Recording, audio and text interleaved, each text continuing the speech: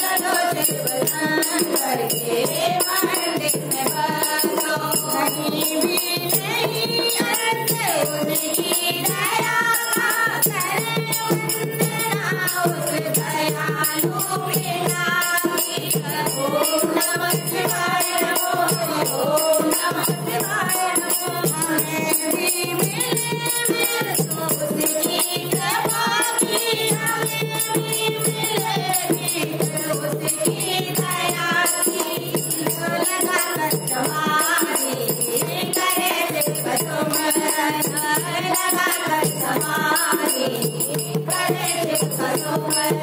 जो सोए हुए मागर अपने जगाए, सोए हुए मागर अपने जगाए। चलो शिव शंकर के मंदिर में बसो, चलो शिव शंकर के मंदिर में बसो। शिव जी के चरणों में सर को झुकाए, शिव जी के चरणों में सर को झुकाए। करे अपने तन मन को गंगा सपावन, करे अपने तन मन को गंगा सपावन। करे सबका कल्याण कल्याणकारी, करे सबके मंगल तेरे सदाई। करे सबका कल्याण कल्याणकारी, करे सबके मंगल तेरे सदाई।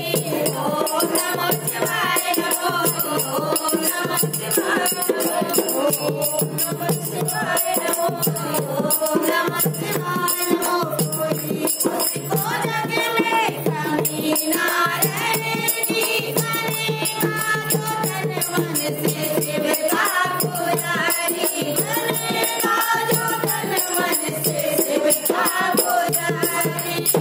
करे नाम लेकर समर अपना जीवन, करे नाम लेकर समर अपना जीवन। अनमोल जीवन यूं ही ना गवाए, अनमोल जीवन यूं ही ना गवाए।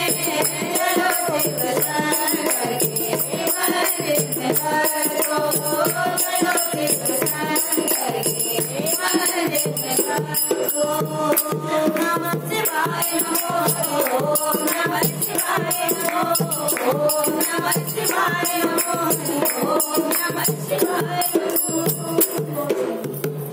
भगवान की जय बोले बाबा। जय बोलो।